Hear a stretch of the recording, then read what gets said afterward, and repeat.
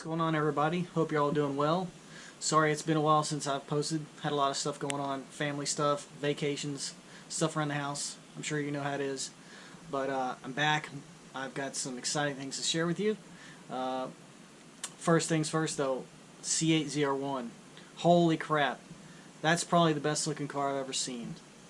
Maybe I would have said the Ferrari F40 before this, but I think that's my new favorite car. 1,064 horsepower, 800 foot-pounds of torque, so it's fast too. I'm sure it'll be a great on the road course. We'll see what it does in a quarter mile, but either way it's going to be awesome. Enough about that though, let's talk about the old C5. Alright, so here it is, guys. This is the new intake manifold. If you can recall, I had the Fast 92 on there beforehand. There was nothing wrong with that intake, but I just wasn't comfortable putting 20-22 pounds of boost through it. If that thing lets go, I lose the intake and possibly have an engine fire, and that's no good. So started looking at intake manifolds, decided to go with the BTR Equalizer. Shout out to Brian Tooley. I'm really happy with this. I think it turned out great.